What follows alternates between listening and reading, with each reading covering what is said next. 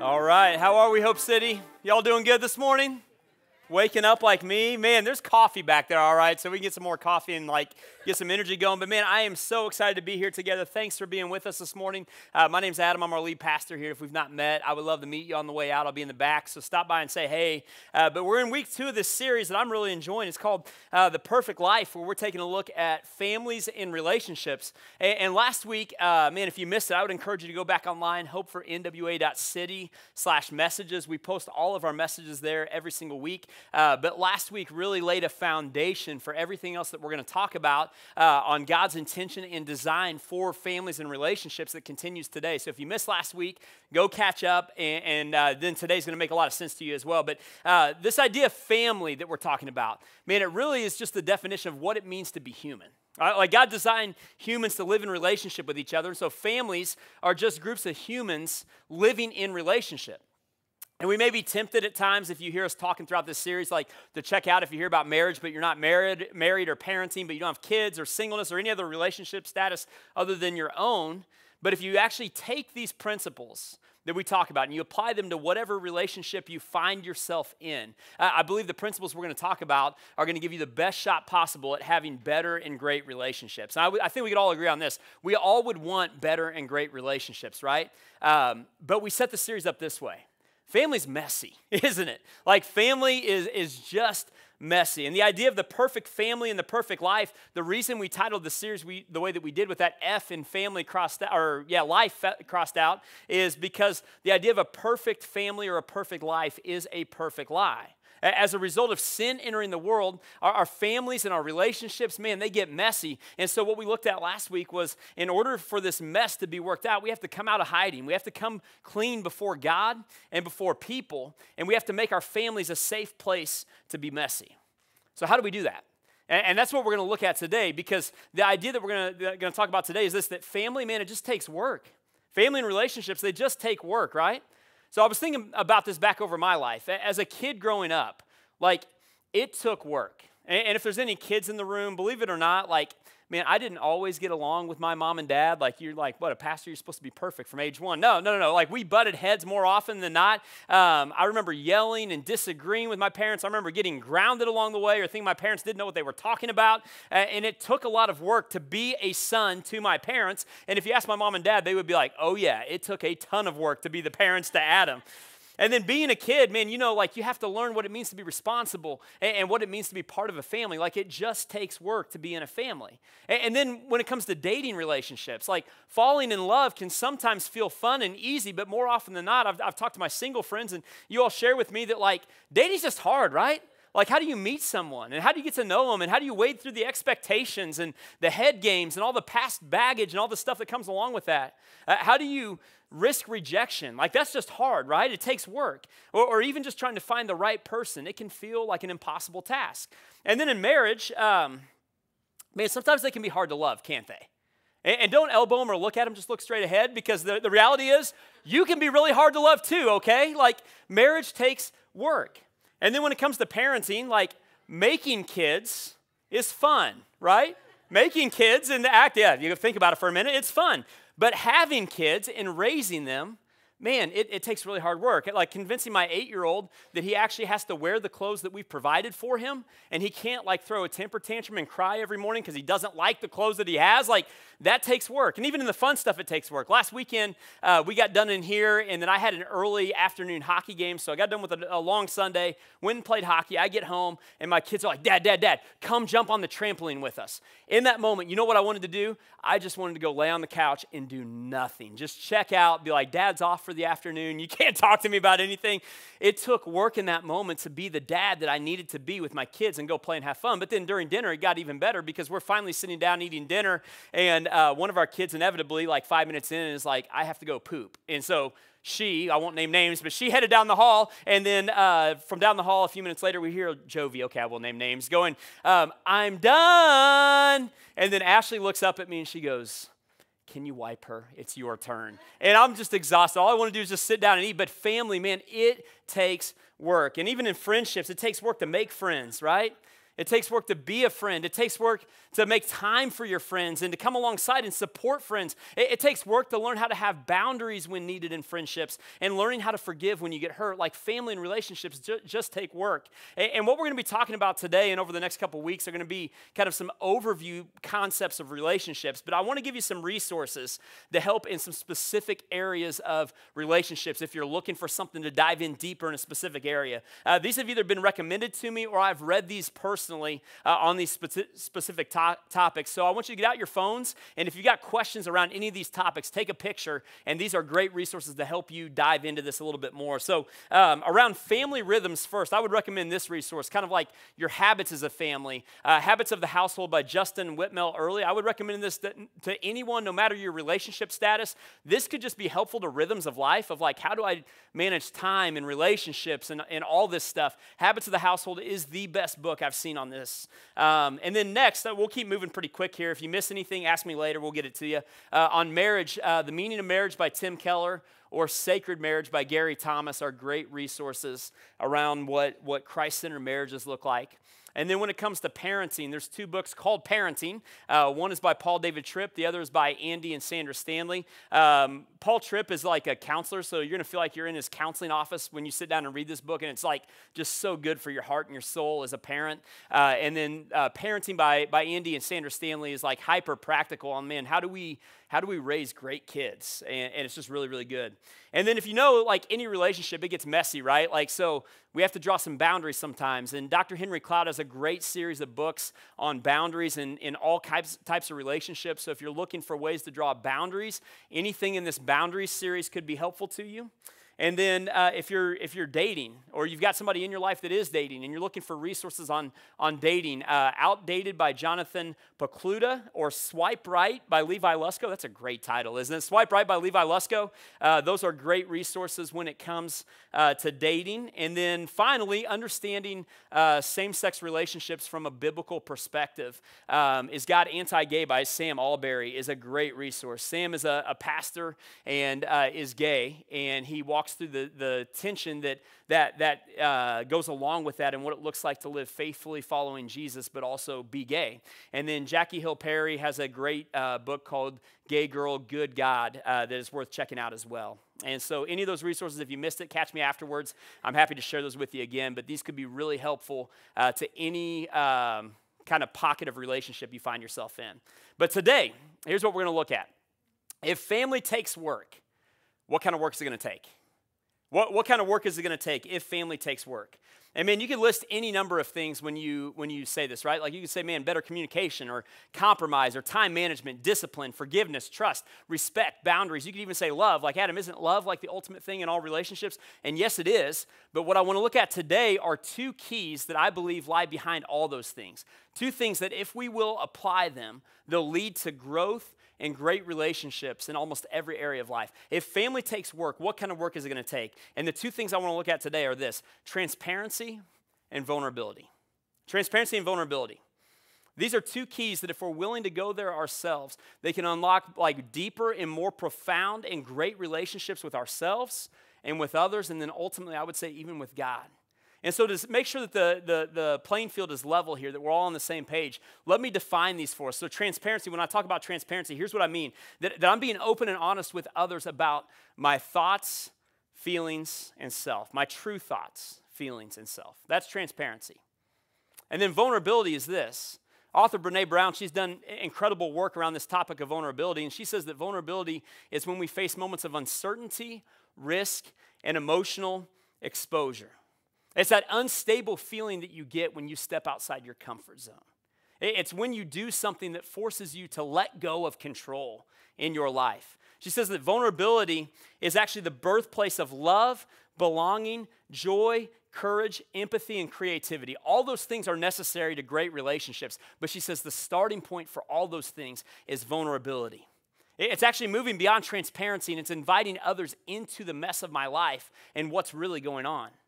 For example, vulnerability could be this. It's going to like a new fitness class, yoga class, or whatever that might look like, or sharing your true feelings with your spouse instead of stuffing them down, or addressing the recurring issues that are coming up with your kids that it would be easier just to ignore and sweep under the rug, because those things, they actually open up the opportunity to build new friendships or new relationships, or find a new level of depth in your current relationships.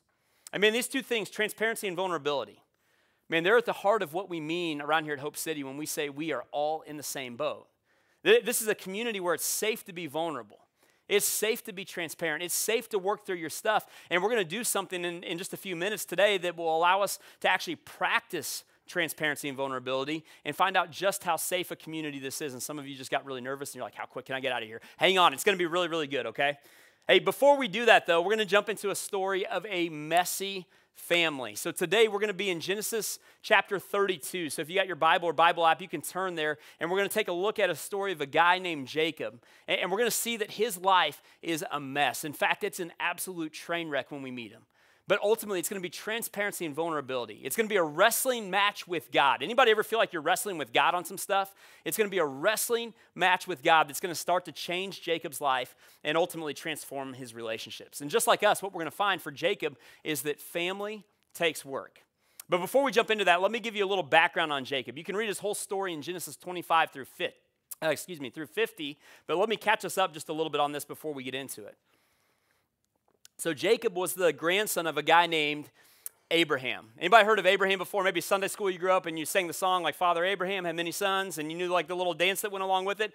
And we paint Abraham as like this great father of faith, but what you may not have heard in the Sunday school story is that this whole family, man, they were a mess.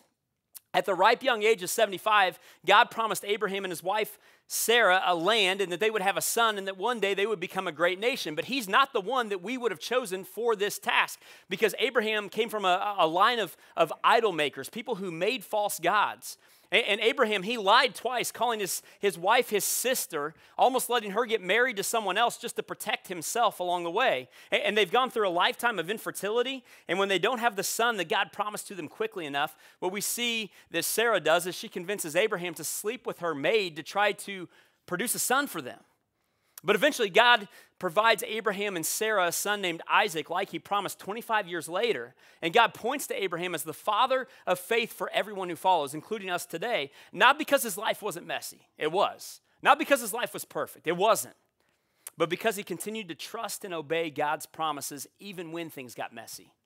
And then they have the son Isaac, but the same issues with lying and struggling through infertility continue on in Isaac's life.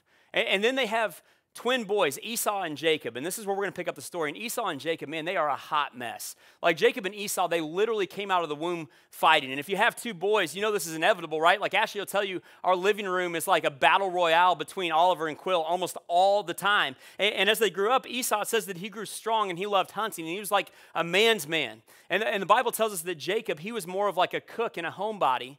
And it says that Isaac, their dad, loved Esau, but Rebekah loved Jacob.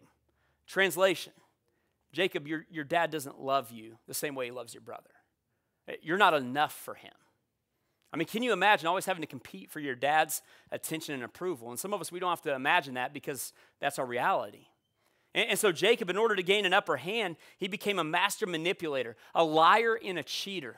He convinced his brother to sell him his birthright, which is the birth order in the family. And that's a really big deal in that time because it included all the blessing and the inheritance that would go along with that. And then Jacob, he conspired and lied to his dad, Isaac, to receive his father's blessing on his life. And that led to tension between Jacob and Esau and their families that went on for generations. And all of this led to Esau plotting to kill Jacob and Jacob running away. Are you with me so far? Like Jacob's life is a mess. Well, as Jacob ran away, he went to his uncle Laban's house where it's going to get even messier. And he meets his cousin Rachel, who the Bible describes as beautiful in every way. And then it says that she has a sister named Leah, and the Bible says that she had weak eyes. And the translation of that is like she wasn't much to look at. All right, are you with me? Like Rachel's beautiful. Leah is not going to win any beauty pageants. Well, Jacob wants to marry Rachel, but Laban tricks Jacob into marrying Leah. And then he sticks around long enough so he can also marry his cousin, Rachel, okay, which as you can imagine being married to two sisters who are also your cousins, it leads to like all kinds of family drama, and Jacob continues to manipulate and steal from his father-in-law, who's also his uncle. Like his story, his family's complicated, it's messy, and it leads to Jacob running away from Laban as well. But in order to get away from Laban, this is where it gets crazy. Jacob has to go back through the area where his brother Esau lives. So here's Jacob. Can you picture this? He spent time cheating and running away from Esau.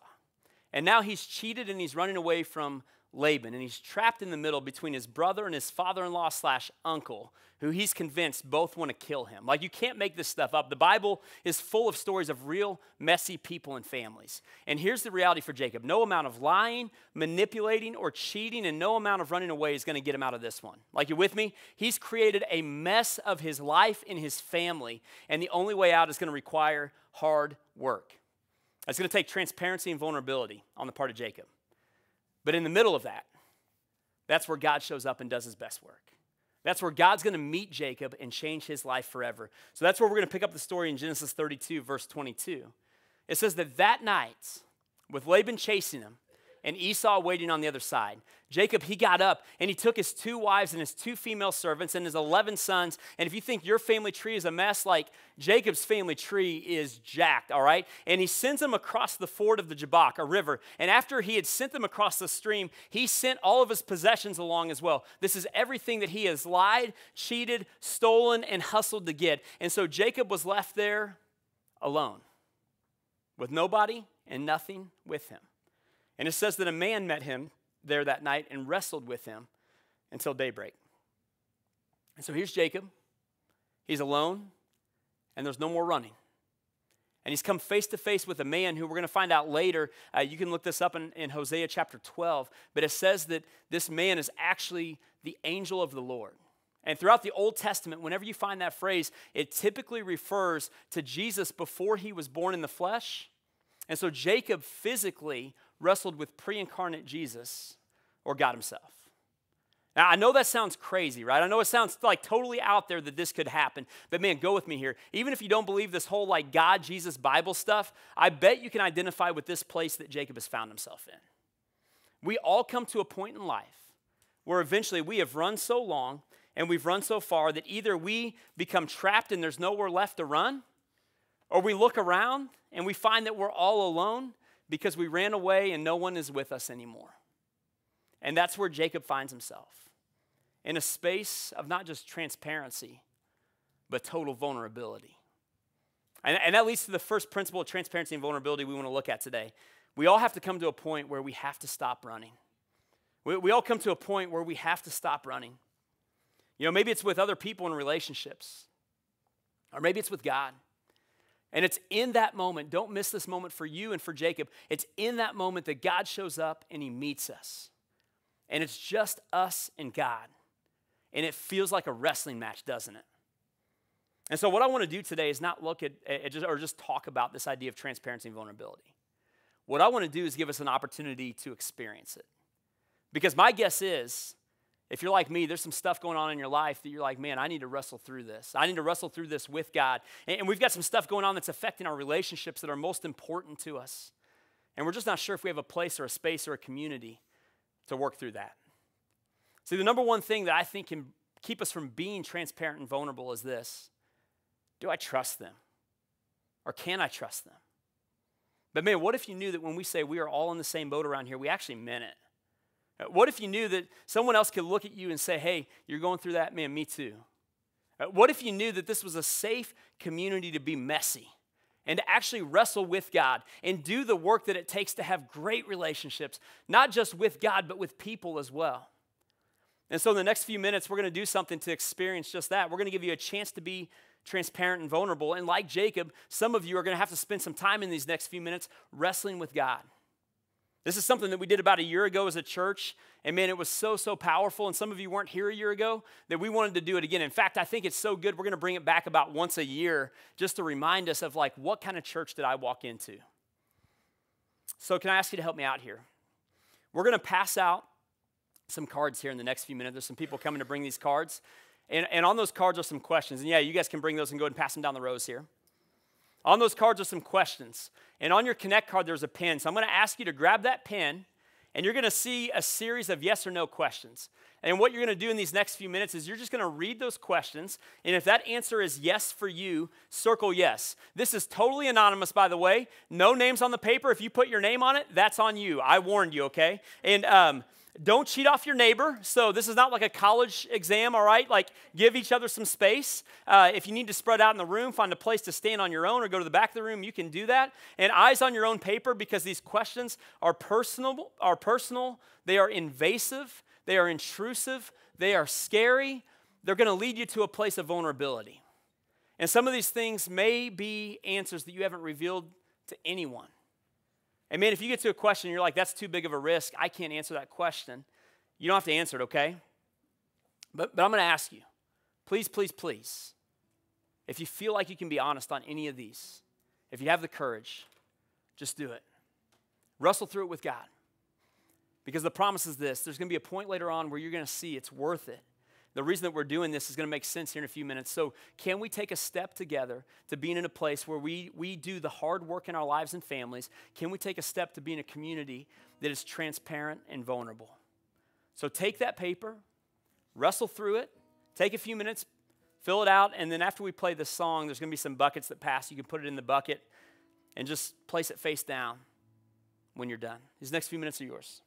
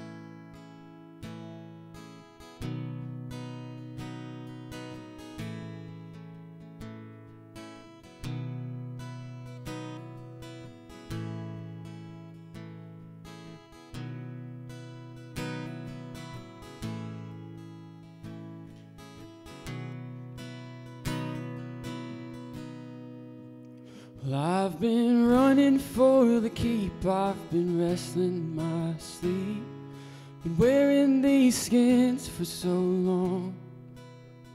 I've been running from the gun, from my father's sons, too used to running to settle my home.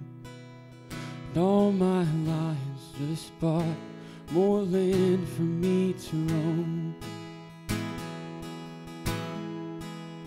And I know that I'm not right, but I'm still putting up a fight. And I know my hands can't hold all I aim to steal. And I know that there is a cure for this sickness my heart endures. But it's hard to walk naked into the light. Well, since you called me the deceiver, I admit that I believed her. And I was raised by that name, her first son. Some nights I stay up and wonder, my conman or a brother. But in the morning my heart wakes up numb, and all my lies just make more cause for me to run. And I know that I'm not right, but I'm still putting up a fight. And I know my hands can't hold all I aim to steal. I know that there is a cure for this sickness my heart endures. And it's hard to walk naked into the light. Yeah, it's hard to walk naked into the light.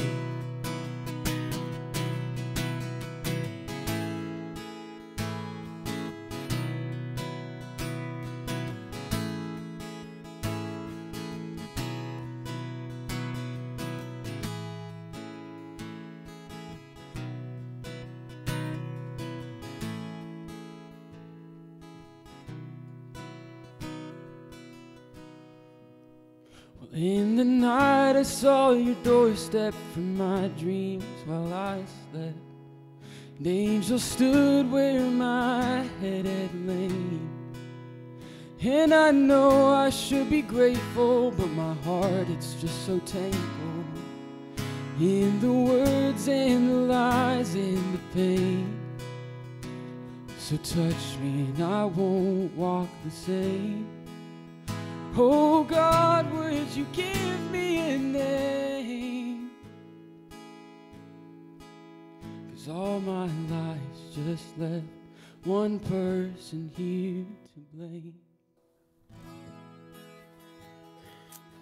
Yeah, Andrew, thanks, man. That was awesome. Yeah, give it up for him. All right, how you feeling? Anybody just a little nervous about your answers, or like, man, why did I come to church this morning? I could have stayed outside and done something, anything else but be here. Man, me too. Like that song we just sang that's actually about Jacob's life, it's hard to be transparent and vulnerable.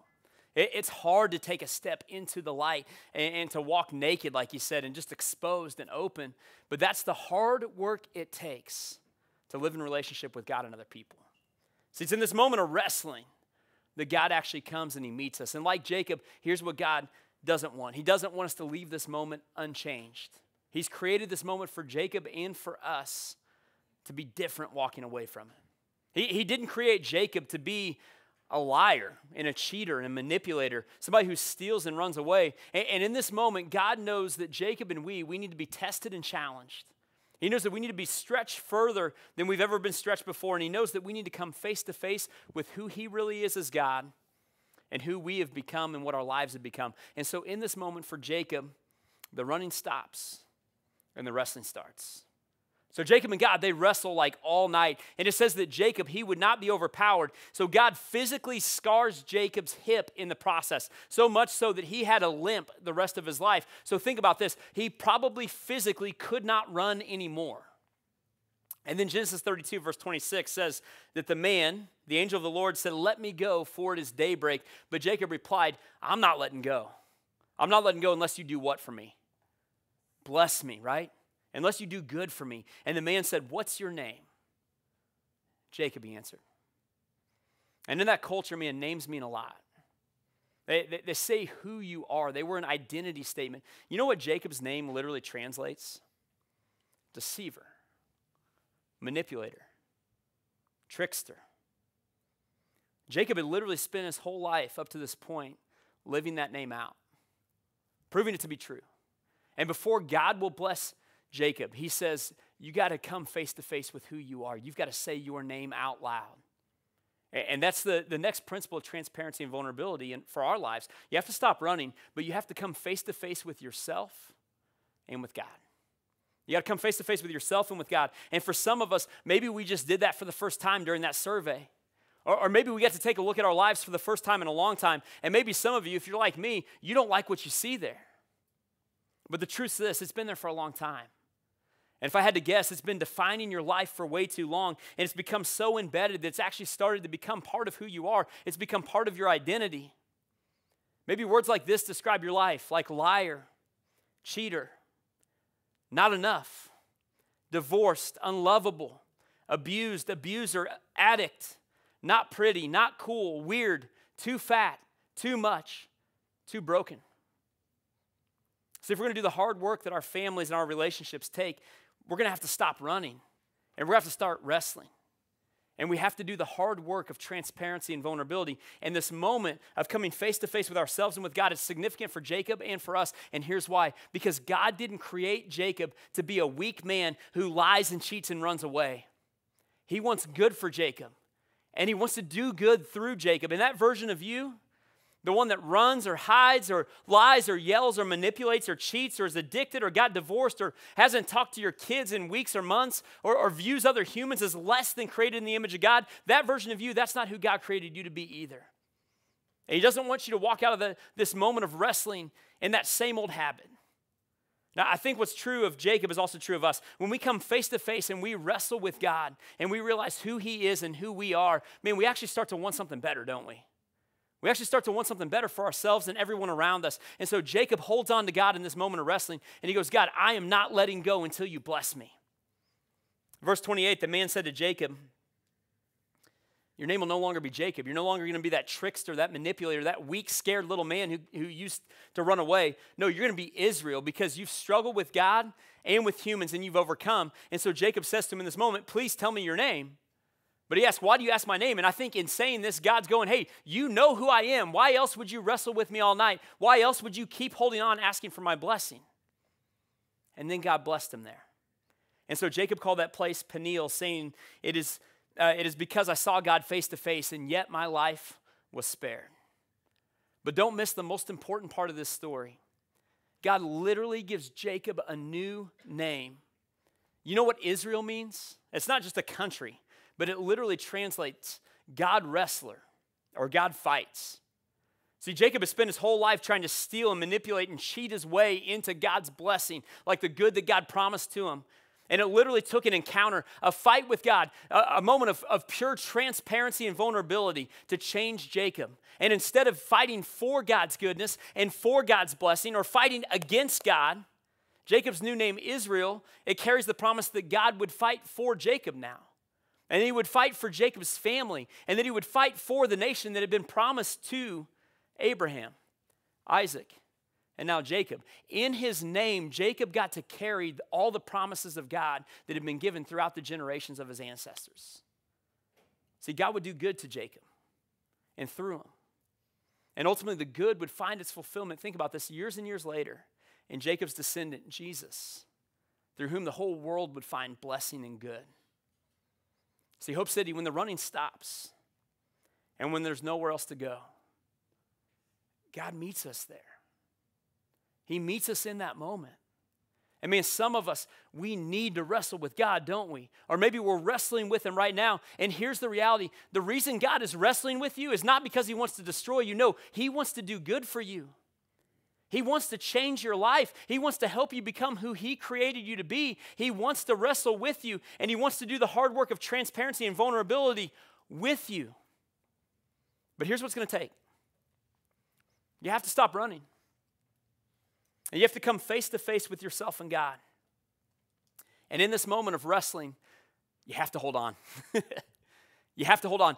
Don't let go of God in the middle of the wrestling. If you hang on, just like Jacob, there's good on the other side. And so we're going to pass those papers back out that you guys just filled out a few minutes ago. As you hold on and wrestle with God, that transparency and vulnerability before God, it actually allows us to know that we can have transparency and vulnerability before other people as well. When God knows everything about us and he knows all that's going on in us, there's nowhere left to run and there's nothing left to hide. Just like Jacob, God is offering us a new name and a new identity on the other side of wrestling. And he's giving you a community where, yes, it takes work, but it's worth it. And you don't have to run anymore. It's safe to be transparent and vulnerable. It's safe to hold on to God and to each other in the middle of the wrestling. And so the paper that you have in your hand now should be someone else's. If it's not, just pretend like it is, okay? Don't be like, oh, hey, I got my own, all right? And in the next few minutes, you're going to have the opportunity. Can I get one of those papers, by the way? Can somebody bring one up to me? You're going to have the opportunity to represent someone else in this room. We're going to walk back through these questions. And if there's a yes on your paper, I'm just going to ask you to stand up to represent that person. Now, I'm going to lead the way here. One of you all have my paper. I answered this honestly for me too, all right? And so you're going to stand to represent me, and I'm just going to raise my hand for whoever's paper I have up here as well. We're all in the same boat around here, all right? And we're going to have a moment here that we're going to get to see that. So let's jump into this. Have you ever found yourself struggling with fear, anxiety, depression, or other mental health battles? If there's a yes circled on your paper, would you please stand up? I mean, that's like almost all of us, guys. You can sit down. Do you have anything in your life that you regret or you're constantly ashamed of? If there's a yes, will you stand up? Yeah, me too. Have you ever, you sit down.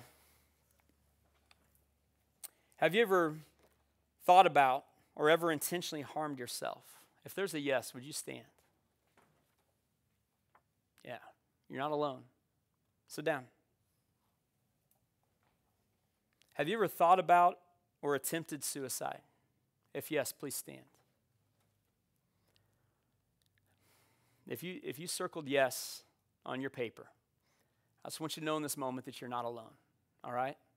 You're not the only one that does feel that way or has felt that way. And your life matters, and it's being represented right now why it matters, because someone else needs to know that they're not alone too.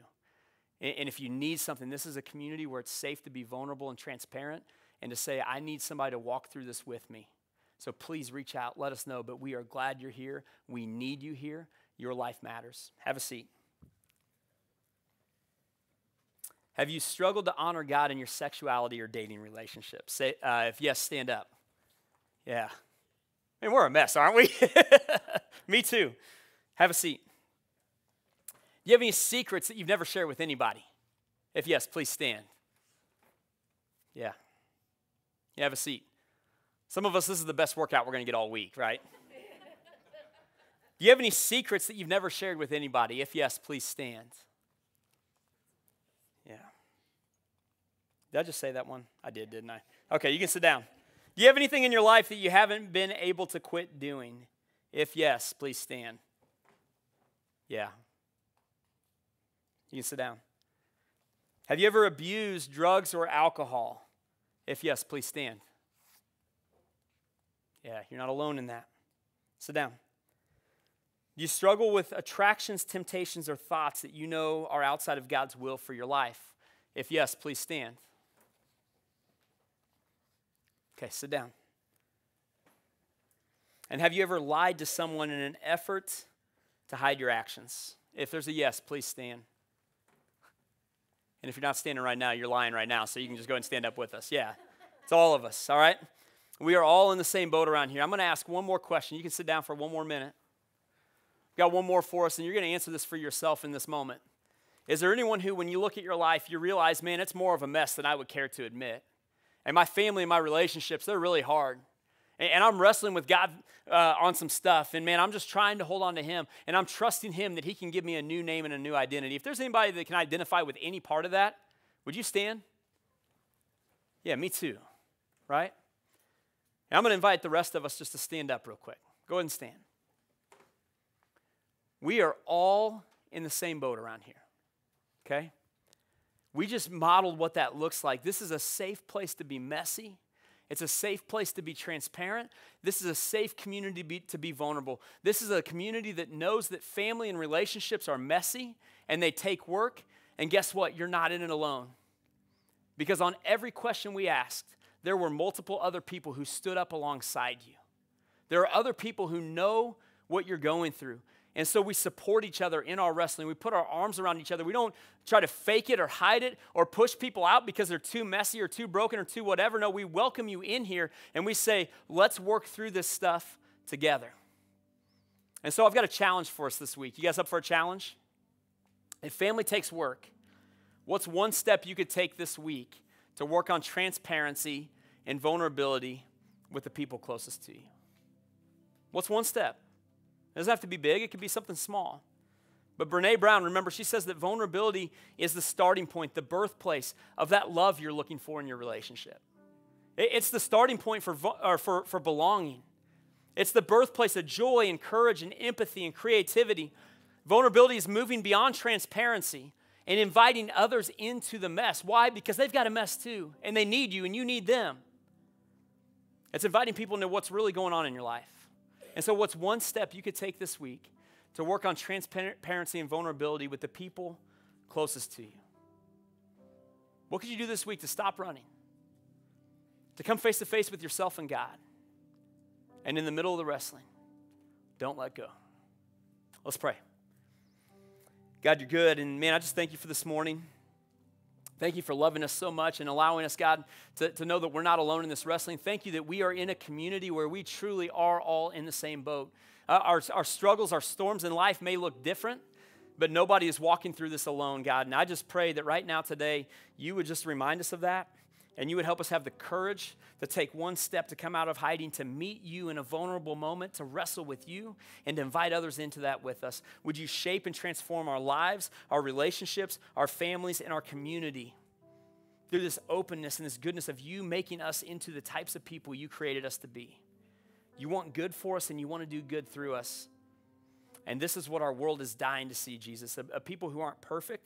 We don't have all of our crap together, but we're hanging on to a God who's really, really good. And so we love you, and it's in your name that we pray, Jesus. Amen. All right, so we're going to move into a time of prayer that we do every week, and you can wrestle with God through this. You can have your seat if you want to. And you just ask God, what do you want me to do this week? You may not know what that step of transparency or vulnerability is going to look like for you, but God does. So just ask him what he wants to do. And there's communion being passed right now, and that little piece of bread and that cup of juice, man, it represents Jesus making himself vulnerable, coming in our direction, taking on our sin on the cross, doing the hard work that was required of our sin and our mess, so that we could be safe to wrestle with God and be transparent and vulnerable before him and others. And man, if you need someone to pray with in these next few minutes, ask the person that you came with today, or we'll have somebody in the back at our response area that would love to pray with you. If you want to have a conversation about what it looks like to take a step of faith, or man, you're just walking through some stuff that's really, really hard, we would love to talk with you in the back at the response area as well. But lean in, take advantage of this time between you and God. And whatever this needs to look like for you, make it yours. Respond to what God's asking you to do, and then we're going to continue to sing together.